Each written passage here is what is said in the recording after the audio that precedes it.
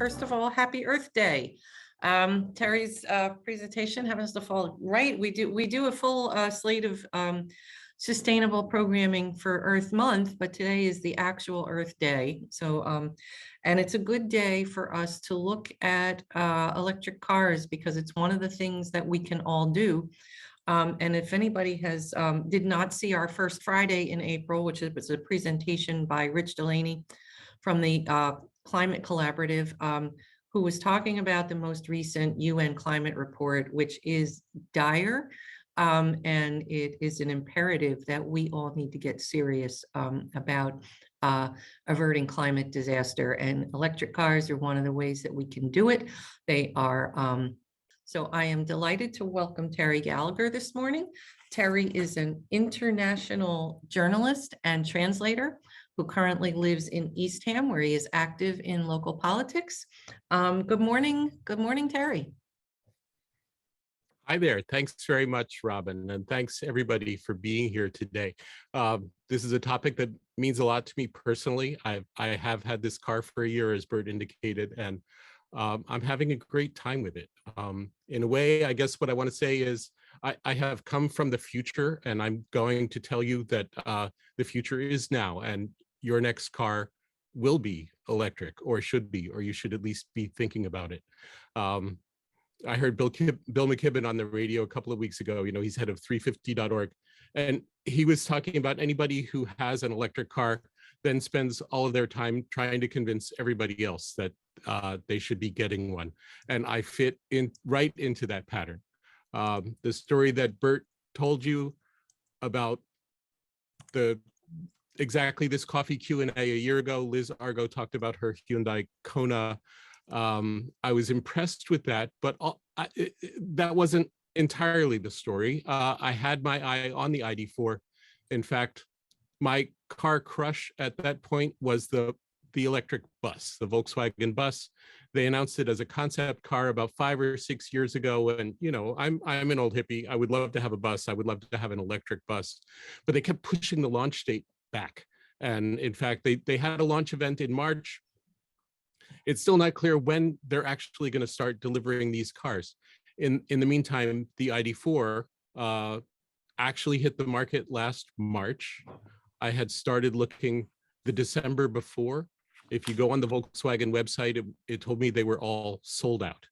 But what happened in the Cape Cod Tech Council event a year ago was that in the chat, somebody said, well, if you go down to Tracy and Hyannis, they have 4 or 5 of them on the lot, and you can go test drive one, which just struck me as a rare opportunity. And I went with my wife, we test drove it, we liked it. On the way there, I said, I'm not buying this car, I'm just going to test it. But at lunch, we said, look, if we don't buy the car, we're not going to get another chance. And I'll skip right to the bad news. I'm going to tell you how great these cars are. But then the bad news is you can't get one. If you order one today, it'll take a year or 2 before they can actually deliver it. I mean, they might tell you 6 months, they might tell you 8 months, but realistically, what I know from Facebook user groups, owner groups, stuff like that, it's taking them literally 18 months to deliver, and it's getting worse because of things like the supply chain difficulties we all know about, the chip shortage that we know about, and now the war in Ukraine, because the wire harnesses for these cars were being made in Ukraine, and it's taking more time for them to deliver. Anyway, that's to get some of the bad news out of the way. I have prepared some slides that I'm happy to show, and I get the same questions from everybody. This is probably a more sophisticated group than the regular public, but there are some basic questions that I'll cover in some slides, and then I'll be ready for your questions. Okay? Okay, so, let's see your slideshow. If we ready. Go to this,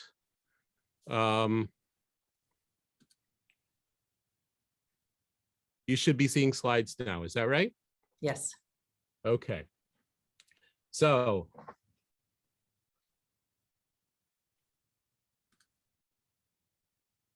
these are the reasons I like my ID4. It's fast, it's smooth, quiet, powerful. It is very roomy, it's fun to drive, and it's affordable. And that's not advancing with the space bar. Okay, so as Bert said, my wife and I drove it from here to California in December. We took 2 weeks to get there. We spent some time in California and we took 2 weeks to come back. Here's some just scenes from the road. People ask, well, this is our route across the country. We went to New York and then down to Raleigh, North Carolina, to Atlanta, and then west from there to Palm Desert, California. People ask, how do you pick the route? Where do you charge the car? This is just the Electrify America network. And my point here, this is kind of the string of pearls of Electrify America charging stations. Now, you're probably familiar. Volkswagen had the Dieselgate scandal. They did some terrible things. Huge settlement with the Department of Justice. They invested, well, they had to invest in the development of electric cars, but also $2 billion into the Electrify America charging network. I don't remember the number of charging stations now, but you can see from this map that it's ample. The only places you can't really cross the country are Montana, North Dakota, South Dakota, Wyoming. That's still a bit of a gap, but especially if you're going across the country in the southern states, there's more than enough Electrify America charging stations alone. And just to give you an idea of what the situation is more locally, this is from a different app called PlugShare. This shows charging stations just in southeastern Massachusetts, Rhode Island. There's a lot. If you're not driving an electric car, you're not so aware of where you can charge the car, but the fact is they're there, and there are apps available to point this at, to help you find your way. It takes a little more planning to drive an electric car than to drive a gasoline car, but the planning is very easy to do. So we continue on our road trip. We stopped in Raleigh, North Carolina, which is where my mom is, and we're talking to her about the trip. And then we're just heading west here. So everybody asks, what's the range of the car? How far can it go? Gosh, I wish this was working with the space bar.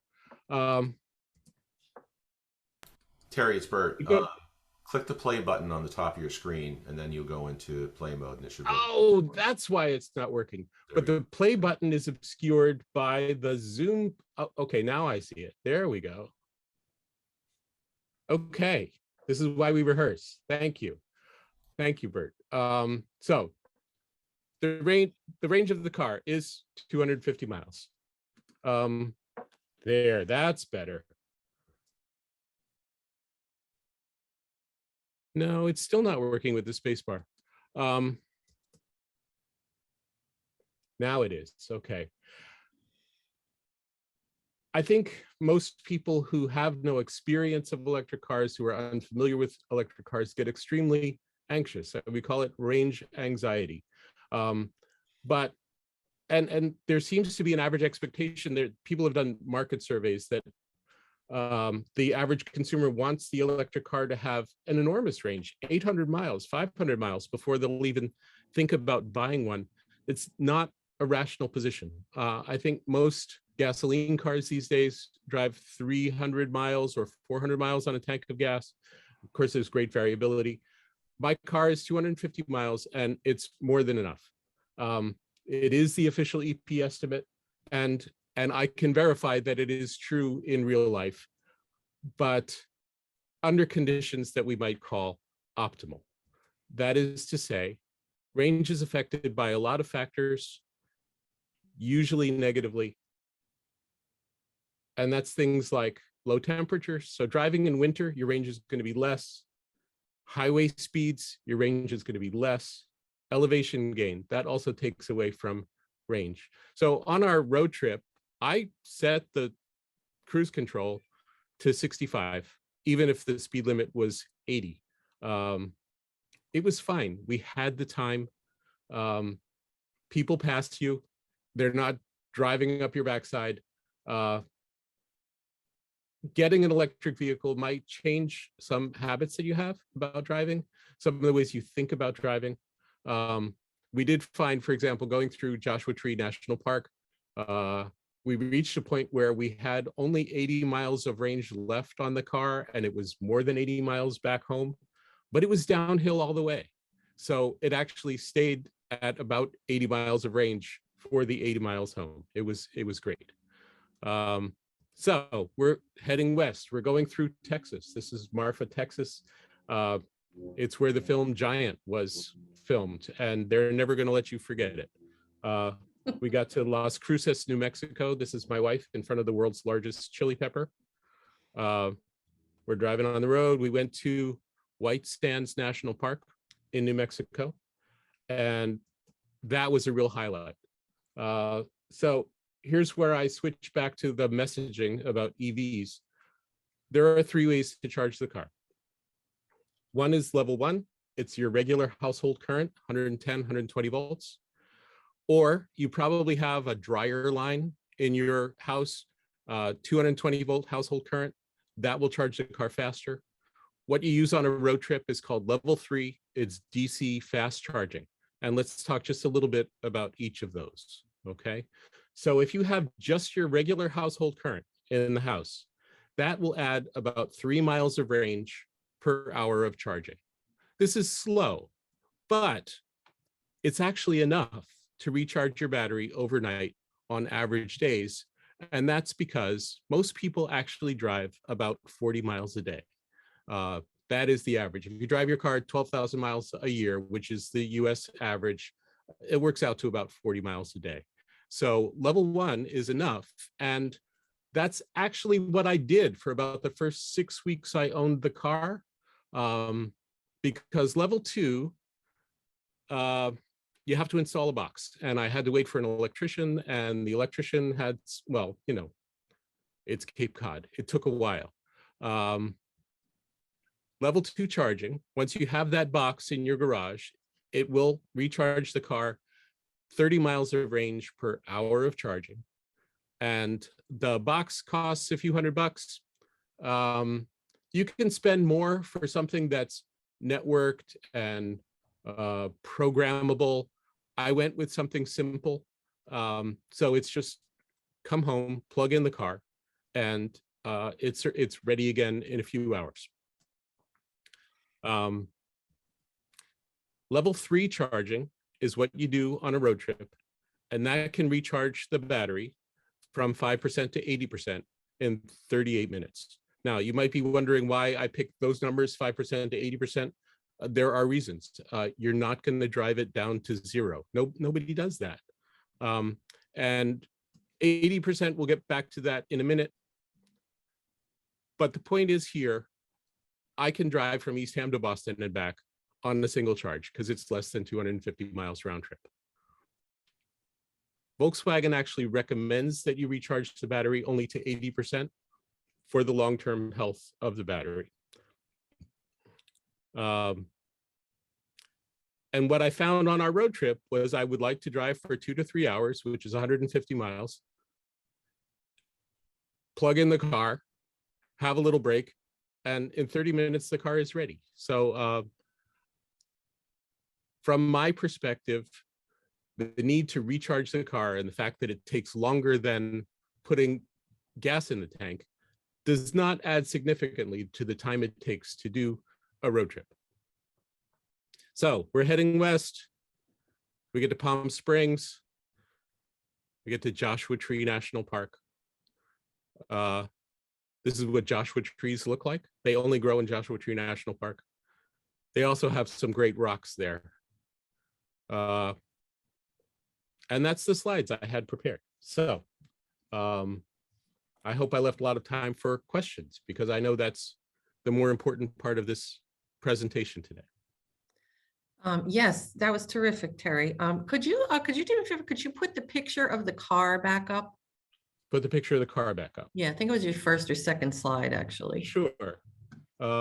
Yeah, there it is. Okay. So I think that when you had your list of what you like about the car, you know, it's fast, it's smooth, it's economical. What you didn't say is it's cute. It's a really nice looking car. It is a nice looking car. Yes. And it gets a lot of attention. Yeah. So can you talk a little bit about the driving experience? You said it's roomy and you were obviously in this car for long stretches at a time. So you felt comfortable, uncramped, didn't hear a lot of things buzzing and rattling. You just talk a little bit about the experience of being in this vehicle for hours at a time? Um, it was great. It was very comfortable. It's really smooth to drive. My wife was with me the whole time. I actually did all the driving, California and back. My wife is still not comfortable driving. This electric car, and she'll tell you it's completely irrational. There's no reason why she's not driving it, but that means that well, she was in the passenger seat. Her nickname for the trip was the research department. So anytime we had to look anything up, that was her job. And she commented to me just the other day that even long stretches for her in the passenger seat, she never felt cramped or uncomfortable, or you know, she was very happy being in the Okay. car for long stretches. Yeah. And that looks like, is that a hatchback? What do they call it? They don't use the term hatchback for it, but yes, I would. So the back lifts open and you can put the back back seat lifts down, open, so plenty of yes. room for storage. Yes. You had obviously had a lot of bags. It was a long trip. Yeah. I didn't, I edited the road trip slides for this presentation because I wanted to concentrate more on the experience of driving the car. So Sure. I have a picture of the car loaded with bags, but I'm not sure I can get to it right away. That's Yes, okay. it But holds a the ton of point is stuff. it was ample. Yes, and heck, before this car, I had a Subaru that I drove for 13 years, and I loved it because I could put 2 kayaks on the roof and 2 bikes in the back, and I can do that with this car. It means one of those bumper racks for the bicycles and not a truck bed like I had before. But yes, I can put 2 kayaks on the roof and 2 bikes on the bumper. Great. Could you just talk about a little bit about the charging places? Like what kind of places were you charging? Are these, retail establishments? How far off the main road did you have to go to find them? Sure. I charged almost exclusively at Electrify America locations. And the reason is, as part of the Department of Justice settlement with Volkswagen, I have 3 years of free charging at Electrify America. That was part of the purchase of this car. They're still doing it for the 2022 model year. They've limited it a little bit. It's now unlimited number of 30-minute sessions, whereas I have unlimited. I don't think the current limitation is that bad. I think you would still be able to do a road trip exactly like the one I did under the terms Volkswagen is now offering. Electrify America has been set up. It's kind of odd. They're almost all in Walmart parking lots. And they tend to be well, first of all, they are along those east-west interstates and many of the north-south interstates. They're about a mile or 2 from an exit, which is actually not very far at all. And are the highways, or do the highways have signs indicating that, or did you have to use the app to find those? Use the app. There are not signs on the highway. Okay.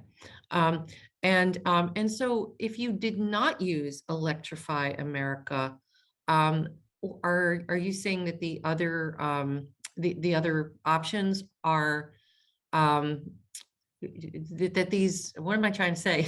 That these charging stations have different amounts of limits and maybe cost involved? So if I were not using Electrify America, if I went to one of the other networks like EVgo or ChargePoint, you have to pay. And for that also, there is an app on your phone. For the most part, you have a credit card on record with them. You wave your phone in front of a card reader and it charges to your account. And do you know what the approximate costs are to charge your device up to, I don't know, 80%? So it gets complicated to calculate these things. I think it's fair to say it's about a third as much as a gasoline vehicle per 100 miles of driving. Okay. So in order to try to even it out, what does it cost to drive a gasoline car 100 miles or an electric car 100 miles? I think I even have a chart here. Can you see this chart now? Yes. This is Boston gas and electricity averages. So this is to add 100 miles of range to your gasoline car versus 100 miles to your electricity car. And of course, both of these costs are variable. They vary over time. But this data goes up to January 2022. And of course, gasoline prices have been rising really fast over the last several months, as everybody knows. Electricity costs also went up. But in fact, you see that the gap between the two has increased. And in January 2022, we're talking about $14 to add 100 miles to a gasoline car and a little over $9 to add 100 miles to an electric car. And that's if you're actually paying for both of them. But at home, I have solar panels on the roof. And actually, my electricity costs are very difficult to figure out, but they're low. So fueling up at home, and that's what you do 95% of the time, is very inexpensive, certainly compared with gasoline as it is today. Okay, we have a question here from Carol. Not quite sure I understand the question, so I'm going to ask Carol, could you mind unmuting yourself and stating your question for Terry? Sure, thank you. Interesting presentation. When I travel, long distances to Florida or out west, I stay with friends along the way. They don't have chargers, and so I guess my question is, how would you, if you were doing that instead of staying at hotels and other things, would that alter your opinion of the of having an electric vehicle? Certainly doesn't alter my opinion of having an electric vehicle. On this trip to California, we stayed with friends and family in New York, in Washington, D.C., Raleigh, North Carolina, and Atlanta. Our friends in Washington actually did have a charger that we were able to use overnight, so we did use their charger. But everywhere else, we were reliant on the Electrify America network, which we were able to use for free. There was one hotel that we stayed in Tupelo, Mississippi, that had a charger, and we stayed there both when we were westbound and eastbound. On the westbound leg, we were able to use the charger, no problem. When we were coming back east, we got to the hotel about 6 p.m. and somebody was plugged in to the one charger. So we weren't able to access it until about 6 o'clock the next morning. So that put us a couple of hours behind our schedule. That was the worst problem we had on our 10,000 mile trip. And if that's the worst problem you have, I think we're doing pretty well. Was there any place that you did feel range anxiety? Was there any place where you got a little bit far from where you knew there was a charger and felt a little panicked? Did that happen? Panicked is too strong a word. You're never fully free of range anxiety. I mean, you keep an eye on what is your range and where are you going. And in fact, mentally, I would keep track of the gap between what the car says our range remaining is, and how you keep an eye on the map and how far is it actually to your distance and to your destination. You'll find that the gap tends to narrow over time, and you just want to leave yourself a buffer. When we went from Atlanta through Tupelo, Mississippi to Memphis, we were kind of off that string of pearls on the map, and that's where we did stop at that hotel. On the way back, that's where we had the problem with the charger being occupied, and we ended up at a Mercedes dealership in Birmingham, Alabama, and it was not where we had planned to charge. And, it was really funny because the people in the Mercedes dealership were extremely nice to us. I mean, here we are driving this Volkswagen, and we go in and we use their restrooms, and they offered us free coffee. And of course, there's an electric Mercedes on the floor, and they had just sold one the day before. The salesman was very proud of that, but he had a ton of questions because, of course, he doesn't have a whole lot of experience driving these cars, certainly not long distances. And he wanted to know all about our trip. So you were educating the dealers. Yes, yes. Well, and that's true here as well, that the people at Tracy are very nice, but they don't know a lot about the ID4. I think there's one mechanic in the back who's been trained on it, but I was talking to even the service person, and if her next car was electric, and she said, nope, no way. And I asked her why she was skeptical, and she talked about mining practices for lithium and what were the other things? I don't know. I asked her if she applied the same kind of skepticism to oil and gas exploration that she applies to lithium mining, and she said, no, why would I do that? So I think there's a lot of skepticism about EVs. I think the skepticism is based on lack of familiarity, that the more you learn about these vehicles, what I want to say to you is, if we wait, they will get better. And that has been true for 10 years. But there's no reason to wait. They're good enough now. Okay. And that applies to the charging network as well. Yes. Yeah, so I'm going to ask, Rich has a question. I'm not quite sure I understand it. So it's about the charging devices. Rich, can you unmute and state your question? Yeah, I mean, there's a lot. I mean, like, you drive up and down 995 and they have these charging stations, Tupelo, Mississippi. Is the plug end and the part in the car, that's a universal piece, so that it's not like if you go to an EV station and they don't match up, or is that like a universal device? So they are largely universal. There is a standard, it's J1772, or for DC charging, it's called CCS. Teslas are different. So, and the way I understand it is that about 10 or 15 years ago, Elon Musk, he's a really nice guy, went to the big three, said, we're going to have electric cars, we're going to have a standard. And the big three basically said, what are you talking about? Get out of here. So Elon Musk went, and he is a pioneer, and he made his own standard. So the Tesla chargers that we have in Stop and Shop in Orleans, I cannot use them. But over time, everybody else did get together, create a standard. And there's a third one that's called CHAdeMO that's only used by Nissan, and that's getting phased out. I think that there will be a truly universal standard. There are some adapters now. So there's an adapter I can buy to use a Tesla charger, but only the level 2 charger, not the super fast one. That would cost me $150 or $200 for the adapter. And I'm not sure how useful it would be. My wife would like me to get one, though. It's just to have that extra measure of safety. I mean, there's an awful lot of people talk to me and say, well, it would be great if you could like cart around a generator with you. You would never run out of power.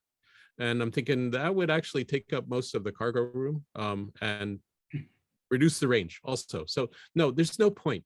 There actually are a lot of chargers out there, and it's easy to inform yourself on where they are so that you can always get to one. Terry, to the point you just made about if you carried a generator around, how much room it would take up, it would also add some weight.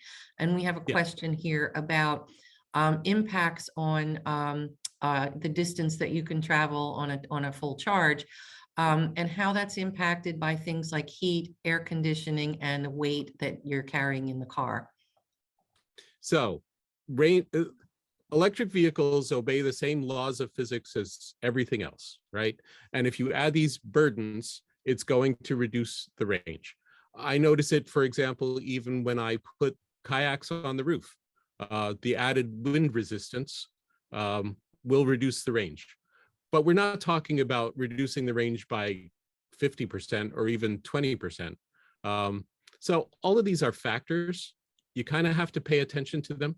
There are also factors for gasoline vehicles, and I don't remember having been quite that obsessed when I was driving a gasoline vehicle. And I don't really understand why everybody is so obsessed about these things with respect to electric vehicles. Yes, they're factors, but they're not debilitating factors.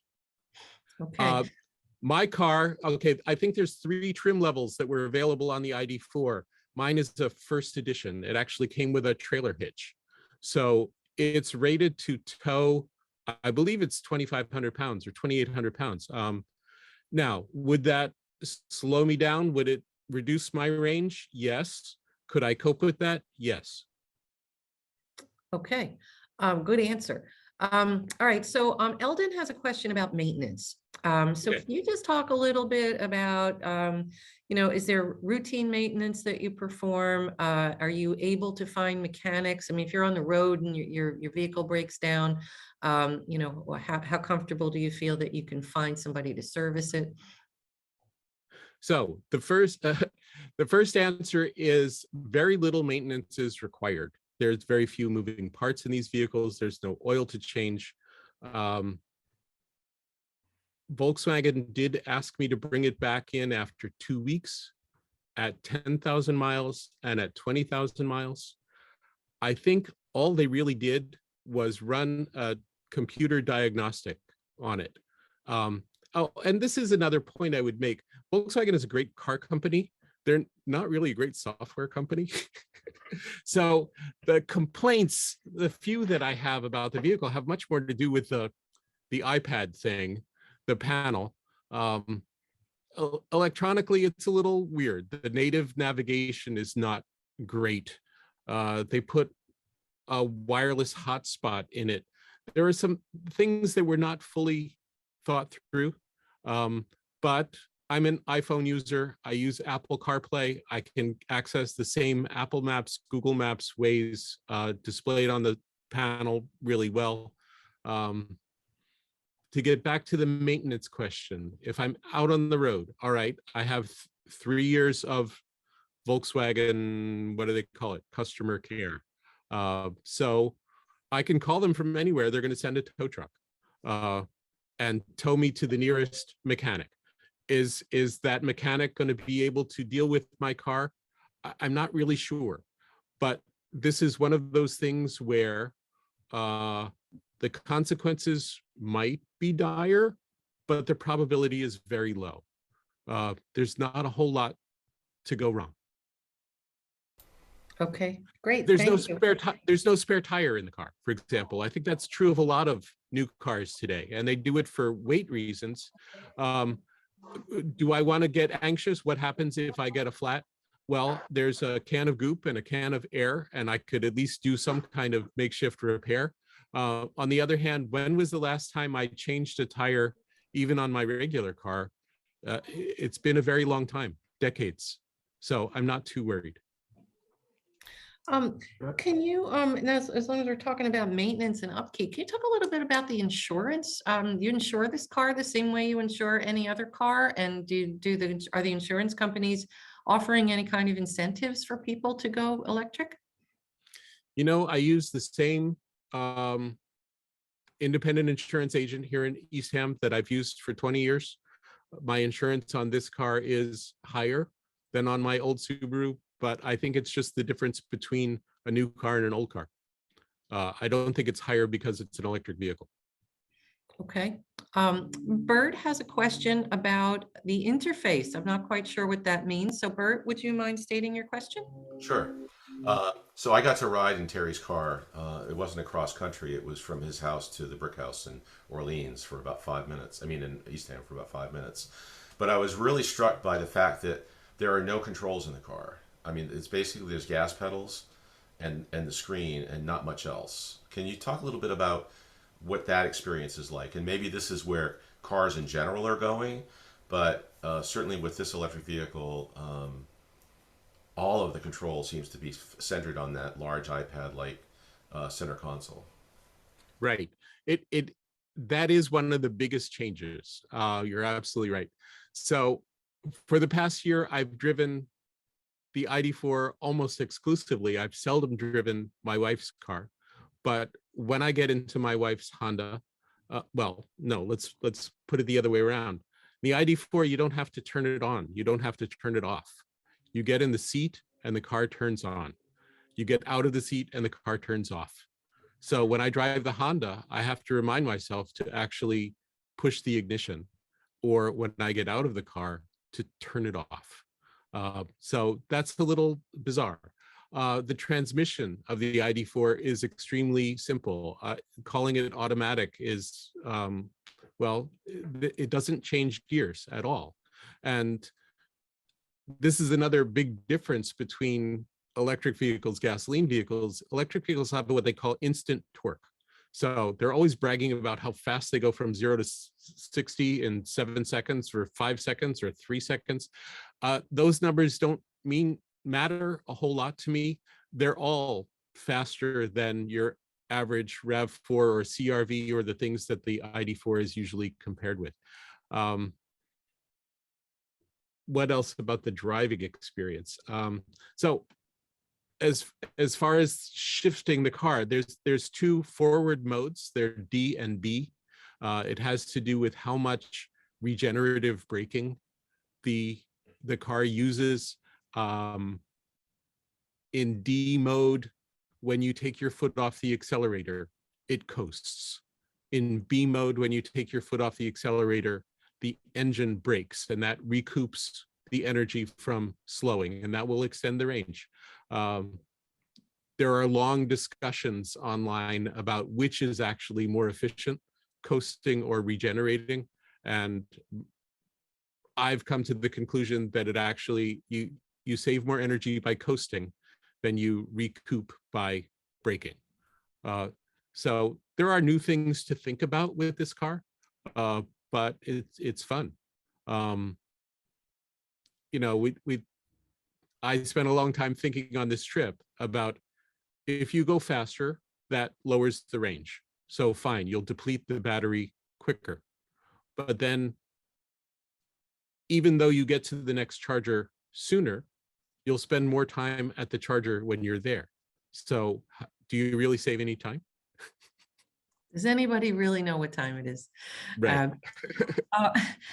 Terry, we have a question here about your shopping experience. Did you look at other vehicles, and how did you choose the ID4?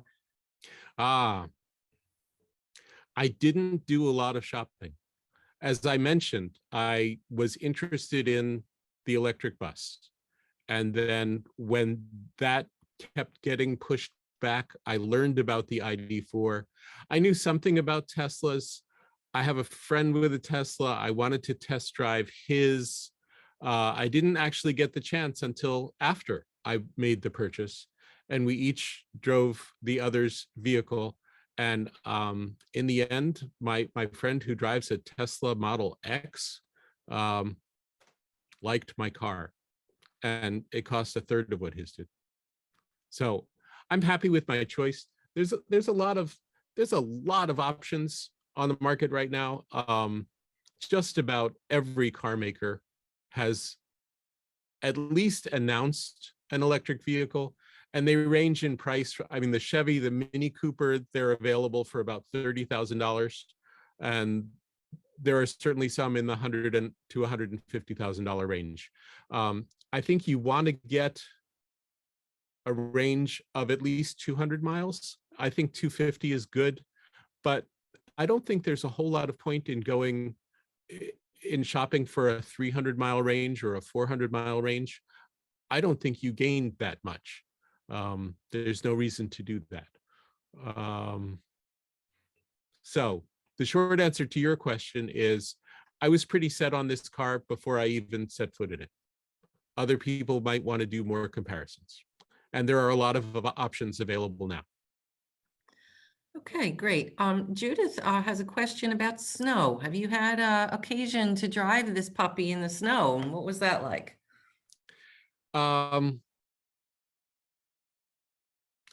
The car I bought was the rear-wheel drive version. The all-wheel drive was not yet available.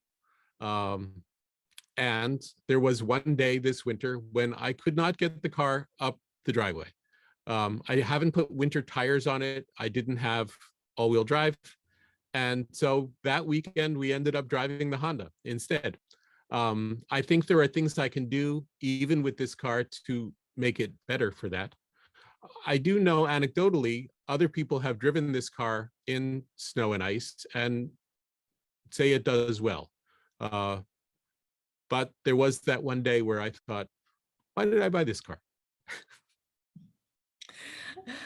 So this is an electric vehicle, which is obviously the trend in transportation, but there's another trend out there, which is self-driving vehicles. Now, I know that your car is not self-driving, but it does have some automated features. Can you talk about that a little? Sure. This car has about as much autonomous driving as I want. In other words, I don't want more. So it has, they call it ACC, and I forget, it's not advanced cruise control. It's not accentuated. I forget what the A stands for. Cruise control is really cool because if you set it at a certain speed and you are coming up behind a vehicle that is going slower, the car will slow, and it will actually just slow to a full stop if necessary in traffic. And I'm quite comfortable. I have enough experience with this car now that I trust the car to brake to a full stop in time. It will sometimes brake more aggressively than I would myself. So it has the ACC cruise control. It also has something they call lane assist, which will help keep you in the center of the lane.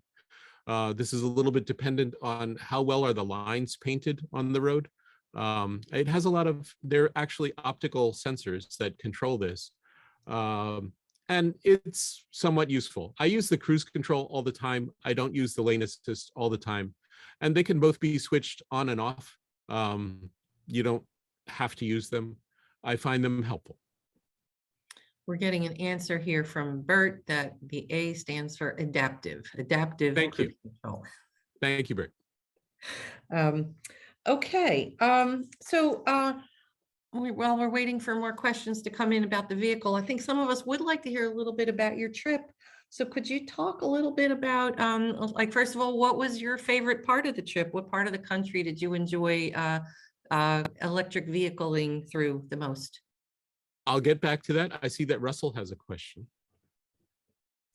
Russell? Oh, yeah. Russell so, Eckel. Yeah, my question, Terry, really speaks to an issue that you referenced earlier, which is to the consumer who has passed some of the thresholds of skepticism.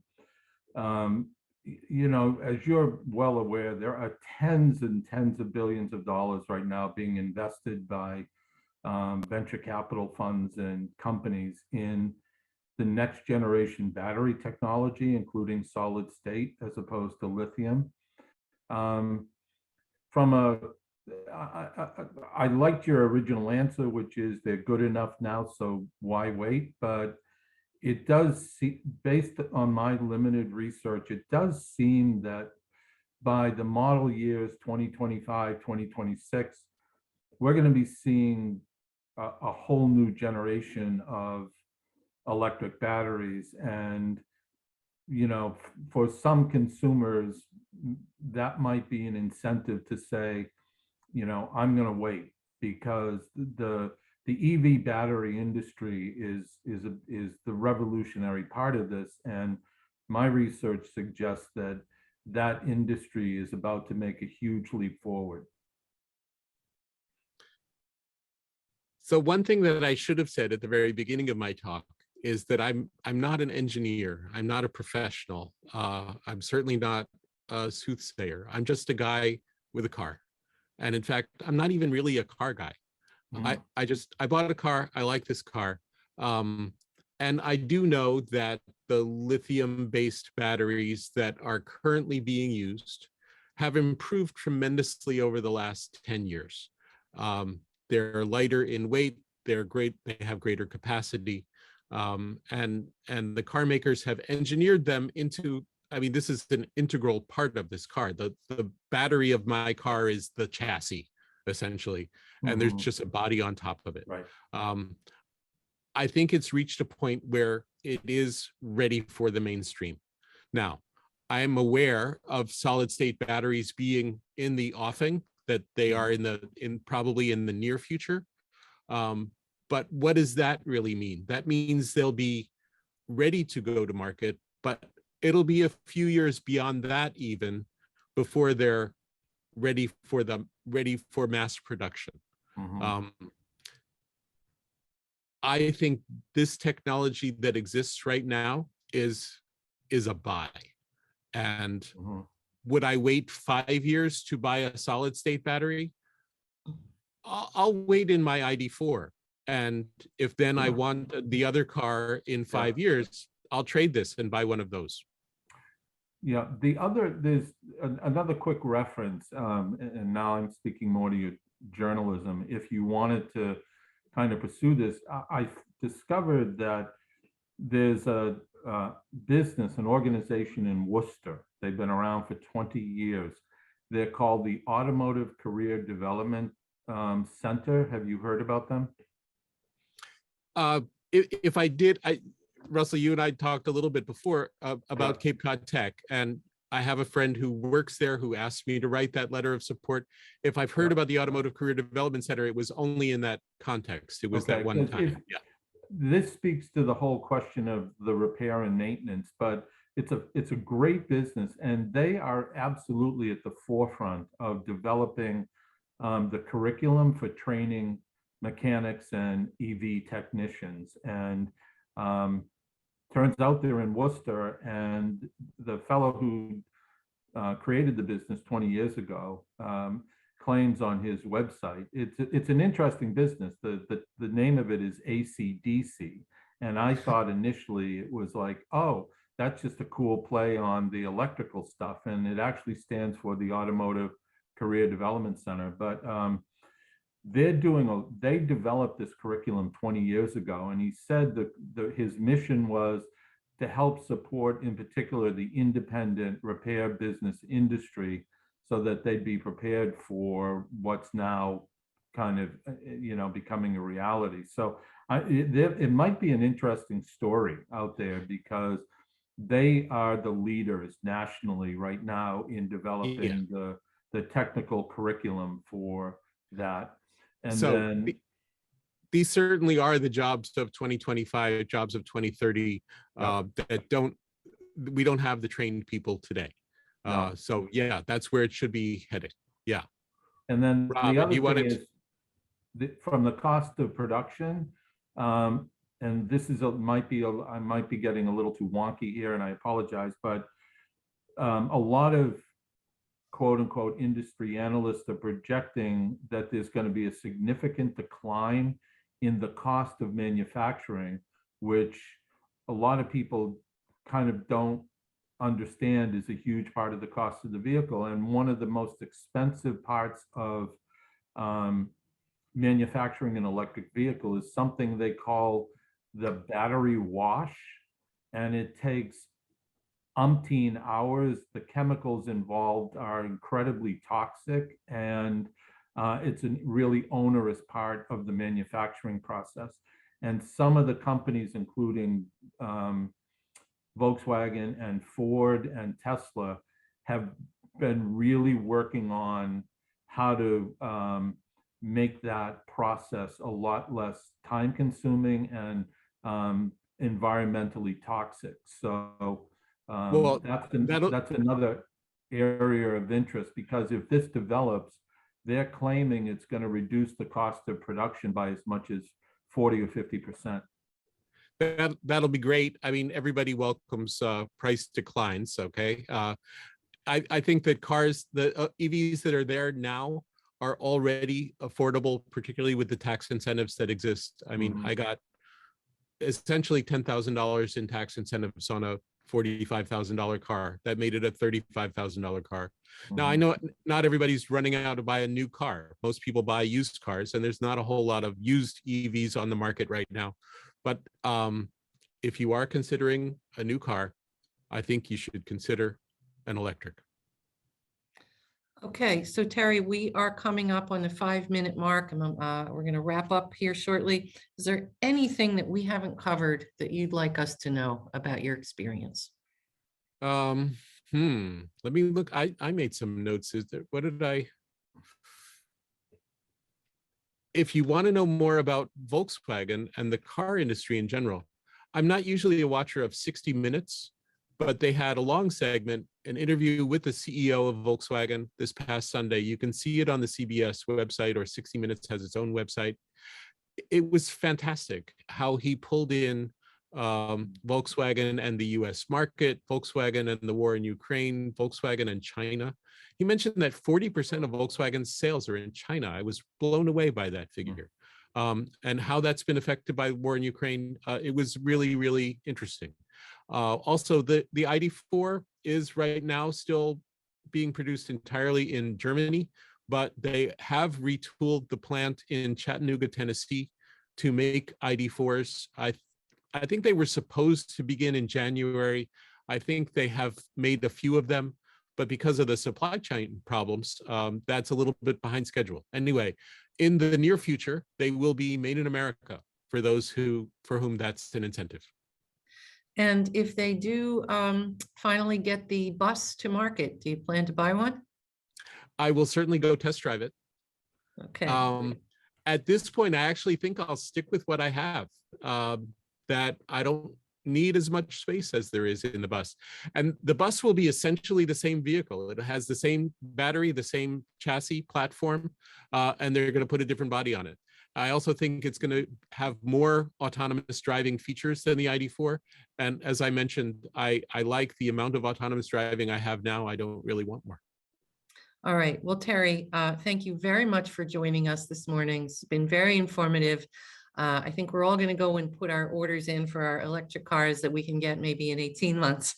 But thanks so much. And I'm going to send it back to Bert.